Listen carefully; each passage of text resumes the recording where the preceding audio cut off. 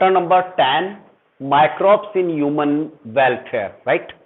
Some of microorganisms from the large quantity, यदि हम बात करें मोनेरियंस की, प्रोटिस्टेंस की एंड फंगी, ये तीन तरह की वेराइटी ले अकॉर्डिंग टू वाइट 5 किंगडम, जो भी आपका क्लासिफिकेशन था उसके अकॉर्डिंग हम देखेंगे तो तीन तरह के माइक्रो ऑर्गेनिजम्स होते हैं, मोनेरियंस, प्रोटिस्टेंस एंड फंगी।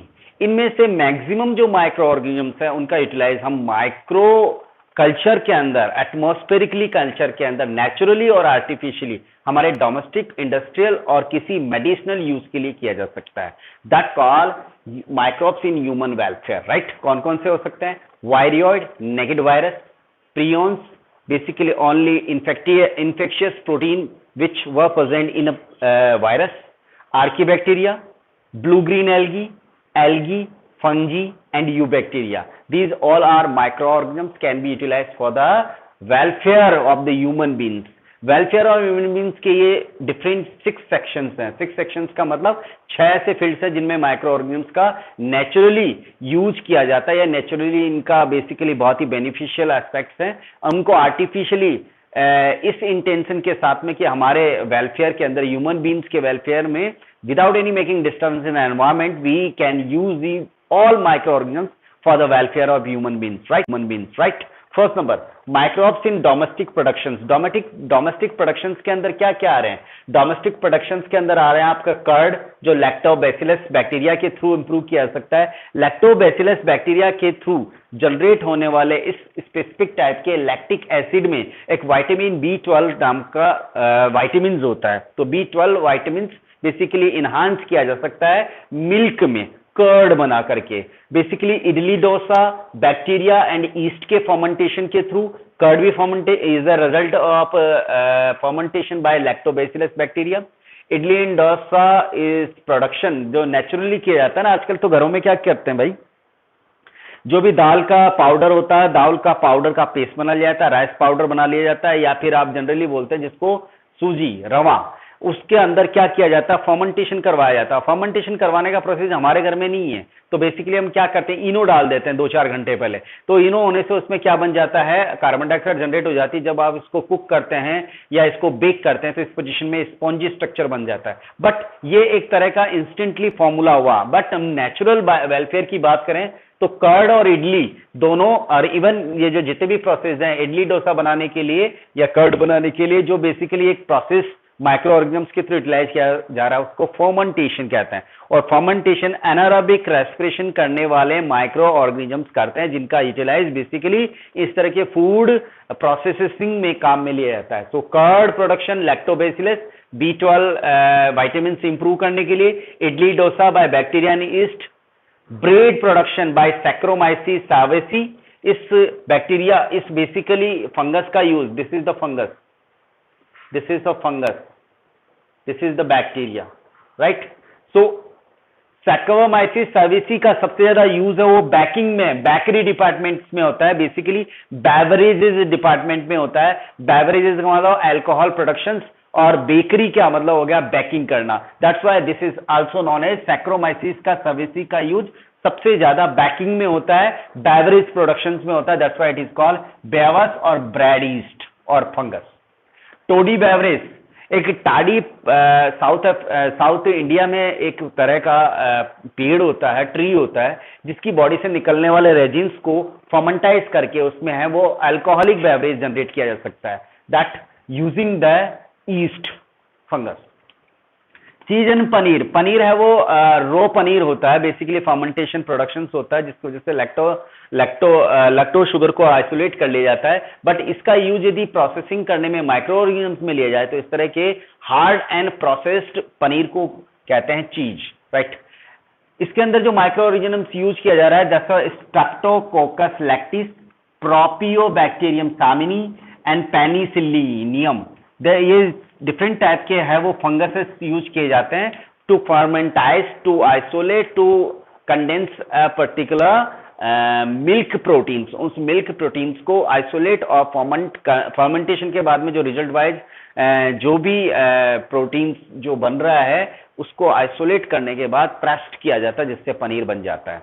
जनरली मार्केट में जो पनीर मिलता है वो रॉ पनीर मिलता है, उसमें पानी का अमाउंट ज्यादा होता है, वाटर का अमाउंट ज्यादा होने से वो प्रोसेस आगे से आगे चलता रहेगा। इसलिए उसको क्या करना जरूरी है, उसमें वाटर हाइड्रोलाइज कर दिया जाता है, तो डिहाइड्रोलाइज या कंडेंसेशन की कंडीशन यहां पर खत्म कर दी जाती है, वाटर मॉइस्चर खत्म कर दिया जाता है, उसको प्रोसेस्ड कहते हैं चीज। माइक्रो ऑर्गेनिज्म्स, ये हो गया आपका domestic use. So most of micro organisms can be utilised to improvise the domestication processing of the food और एक्सेट्रा एक्सेट्रा। तो इस तरह से प्रोडक्शन में किया जा सकता है। Curd, idli dosa, bread, toddy beverage and cheese, first number complete. Second number micros में इंडस्ट्रियल प्रोडक्शंस।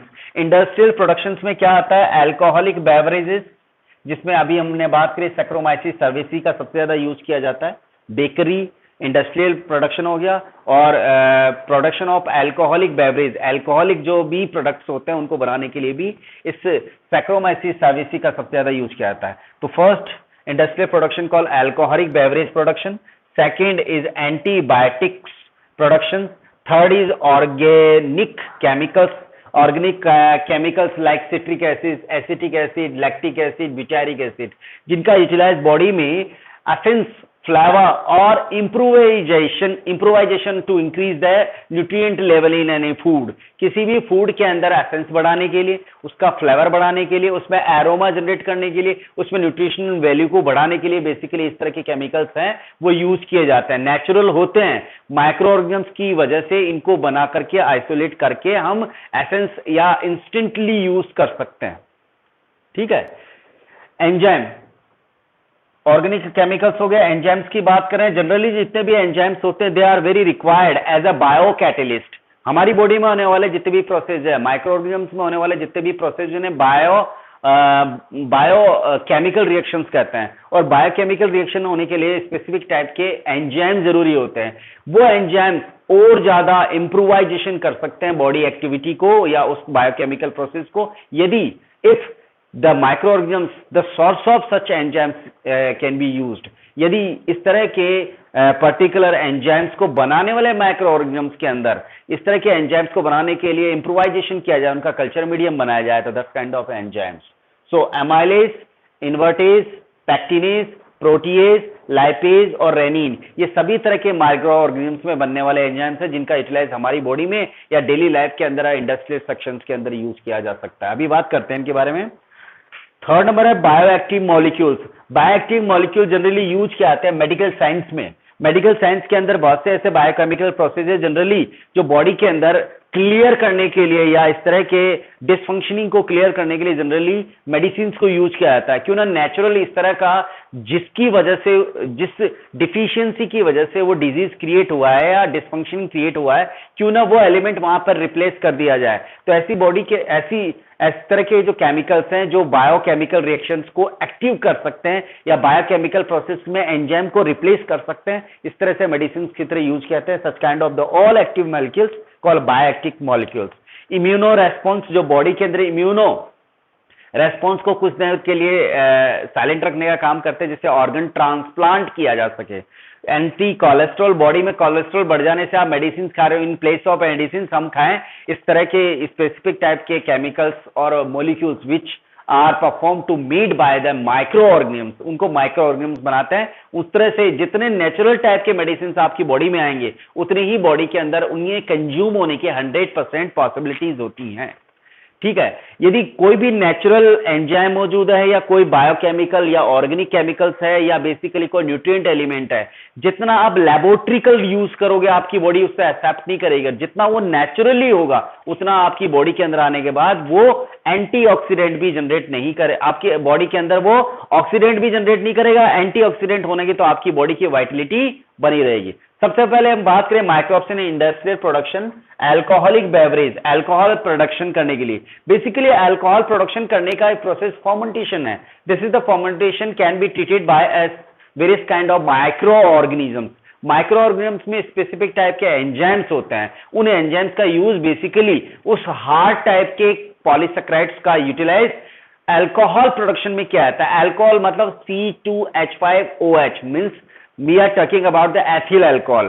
so totally एक तरह का प्रोसेस जिसके अंदर जो शुगर होती है पॉलीसेकेराइड शुगर, जितनी ज्यादा स्वीट शुगर होती है उससे बेसिकली उस स्वीट शुगर में जितना पॉलीसेकेराइड्स एजेंट होता है या फैक्टर होता है, उस फर्मेंटेशन की क्वालिटी और उस फर्मेंटेशन की स्पीड और बनने वाले प्रोडक्ट को डिटरमाइन करता है। फर्स्ट इसके अंदर कॉमन यदि अल्कोहलिक बेवरेज की बात करें तो कॉमन अल्कोहल और बेवरेज के अंदर फर्मेंटेशन हो रहा है। वो फर्मेंटेशन दो स्टेप्स में हो रहा है। फर्स्ट ईस्ट और इन्वर्टेज, ईस्ट से जनरेट होने वाला इन्वर्टेज एंजाइम। मैंने बोला है ईस्ट और इन्वर्टेज, मतलब ईस्ट का यूटिलाइज सुक्रोज पे किया जा सकता है, चीनी में डाल दिया जाए। ये चीनी है वो नेचुरल है। अब चीनी किस किस में हो सकती है, शुगर किस किस में होती है, मैं नेचुरल शुगर की बात कर रहा हूं। या नेचुरल शुगर की बात करूं तो वहां पर हो सकता है बार्ले यानी बाजरे में, ग्रेप्स बेसिकली राई में, जिन में, शुगर पी में, एप्पल में।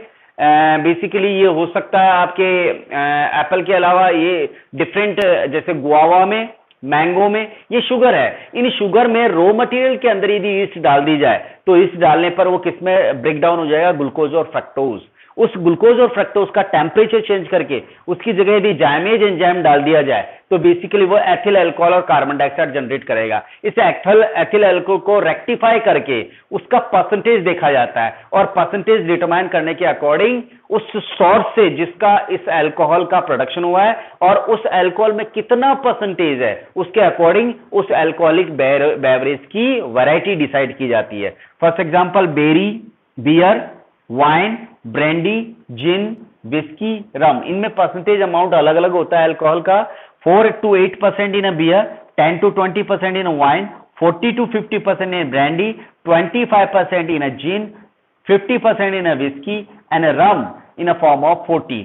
कुछ इस तरह के केमिकल प्रोसेसेस हैं जिसके अंदर सुक्रोज से, अब बेसिकली आप यदि ये दोनों एंजाइम्स नहीं भी लेना चाहें तो नेचुरली लेना चाहें तो ईस्ट का यूज किया जा सकता है। अब ईस्ट बेसिकली टेम्परेचर, मीडियम और air pressure, availability of air, temperature, pressure and air availability के अकॉर्डिंग जो ईस्ट होता है वो अलग अलग एंजाइम्स को एक्टिव करता है। For example low temperature and high temperature. Low temperature में वो इन्वर्टेज एंजाइम की प्रेजेंस के अंदर है, सुक्रोज को उनके मोनोसेकेराइड्स में कन्वर्ट कर देता है और जाइमेज एंजाइम की प्रेजेंस के अंदर वो उसका फर्मेंटाइज करके, यहां पर फर्मेंटेशन हो रहा है, basically this is called fermentation, यहां कन्वर्जन हो रहा है। तो ये process sucrose to glucose fructose है वो इन्वर्टेज एंजाइम जो ईस्ट प्रोवाइड कर रहा है उसके थ्रू हो रहा है। और आगे फर्मेंटेशन जो प्रोसेस जो जाइमेज एंजाइम की प्रेजेंस के अंदर यानी ईस्ट के अंदर होने वाला प्रोसेस जिसमें एथिल अल्कोहल बन जाता है।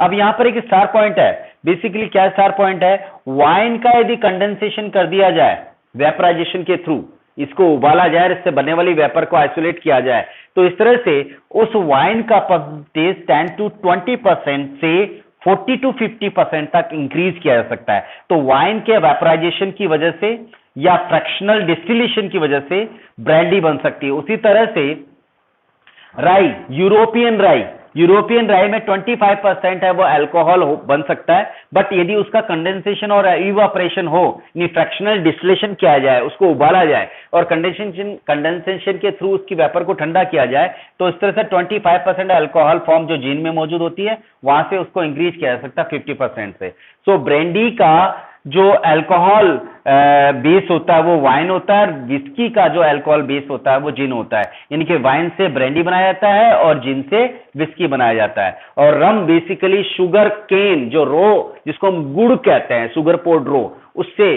फर्मेंटेशन के थ्रू बनाया जाता है। तो बाजरे के फर्मेंटेशन से बियर, ग्रेप्स के वाइन, वाइन से ब्रांडी, यूरोपियन राइस से जिन और जिन से विस्की एंड शुगर पोर्ड और रॉ जिसको गुड़ कहते हैं अपन, उसको बोलते हैं रम बनाया जाता है। ठीक है। सेकंड नंबर है antibiotics. What are antibiotics? Antibiotics are specific types of chemicals produced by living organisms और micro organisms whenever they are attacked by another living organisms. किसी भी माइक्रो ऑर्गेनिजम्स पर कोई भी माइक्रो ऑर्गेनिज्म जो उसका जर्म्स है जब अटैक करता है तो इस माइक्रो ऑर्गेनिजम्स में स्पेसिफिक टाइप के एंटी रेसिस्टेंस यानी रेसिस्टेंस केमिकल जनरेट होते हैं। Specific types of chemical like structures that call antibiotics. यदि हम इन एंटीबायोटिक्स को उस माइक्रो ऑर्गेनिज्म से आइसोलेट करके हमारी बॉडी में डालें तो अभी हम बात कर रहे थे, इसको बोलते हैं आर्टिफिशियल पैसिव इम्यूनिटी। इस तरह से किया जा सकता है। एंटीबायोटिक्स कैसे कैसे होते हैं? एंटीबायोटिक्स, दुनिया की सबसे पहले एंटीबायोटिक्स है वो पेनिसिलिन अलेक्जेंडर फ्लेमिंग ने बनाई थी और उसका सोर्स था पेनिसिलिन नोटेटम, एक फंगी। ये Penicillium notatum fungi basically penicillin यहां से आइसोलेट किया जा सकता है। स्ट्रेप्टोमाइसिन का जो एंटीबायोटिक है उसका है वो बेसिकली ये स्ट्रेप्टोकाइनिन।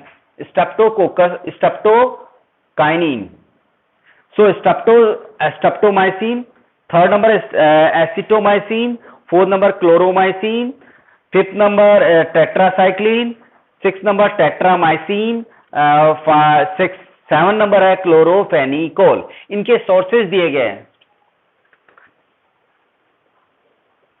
ठीक है। 1 मिनट प्लीज।